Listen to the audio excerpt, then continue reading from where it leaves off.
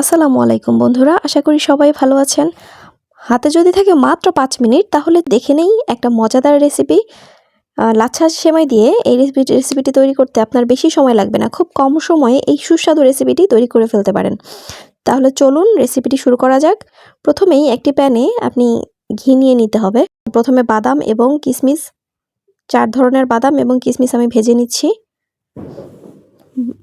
কিশমিশ এবং বাদামগুলো ভাজা হয়ে গেলে আমি আবার প্যানে ঘি নিয়ে নিলাম এবং ঘিতে কিছু লাচ্ছা সেমাই ভেজে নিচ্ছি।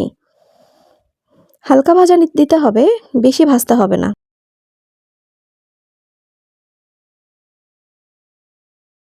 সুন্দর করে ভেজে নিলাম। ভাজা হয়ে গেলে আমি প্যানে নতুন করে প্যানটা নিলাম এবং প্যানে কিছুটা দুধ দিয়ে দিলাম। আমি 1 কেজি দুধ নিয়েছি। দুধের ভিতর দিয়ে নিচ্ছি চিনি এবং গুঁড়া দুধ। সাথে নিব আমি কিছুটা কর্নফ্লাওয়ার নিলাম।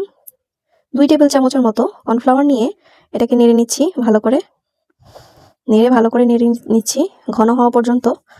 এরপরে আমি কিছুটা ফুড কালার দিয়ে দিলাম। আপনাদের কাছে চাইলে ফুড কালার না থাকলেও আপনি জর্দার রঙও দিতে পারেন। এবার দেখুন ঘন করে নিলাম। চলুন এবার ডেকোরেশনে। ফার্স্টে আমি একটি বোল নিয়ে নিলাম। বোলের ভিতর প্রথমে কিছুটা সেমাই নিচ্ছি। ডেকোরেশনটা একটু দেখলেই বুঝতে পারবেন। এর উপর নিয়ে নিচ্ছি দুধের মিশ্রণটি। ঘন করা মিশ্রণটি অল্প অল্প পরিমাণে দিয়ে দিচ্ছি। ভিডিওটি লক্ষ্য করলেই বুঝতে পারবেন কিভাবে দিচ্ছি। একটু বেশি করে ঢেলে দিচ্ছি।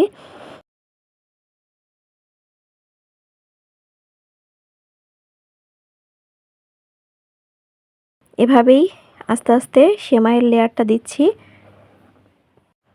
এভাবে লেয়ারে একবার দুধের মিশ্রণ দিচ্ছি আর একবার সেমাই দিয়ে দিচ্ছি। দেখুন এরপরে আমি ড্রাই ফ্রুটগুলো ডেকোরেশন করে দিচ্ছি। ভেজে নেওয়া ড্রাই ফ্রুটসগুলো ডেকোরেশন করে দিতে হবে ঠিক ভিডিওর মতো করে। আপনাদের কাছে পুরো ভিডিওটা কেমন লাগলো দয়া করে কমেন্টে জানাবেন। যদি ভালো লাগে তাহলে পাশেই থাকবেন, সাপোর্ট করবেন। আমার কাছে কিন্তু দারুণ লেগেছে। যদি হাতে অনেক কম সময় থাকে তাহলে এই সেমাইটা তৈরি করে ফেলতে পারেন। খুবই অসাধারণ লাগবে ইনশাআল্লাহ আপনাদের কাছে। ভালো থাকবেন। আল্লাহ হাফেজ।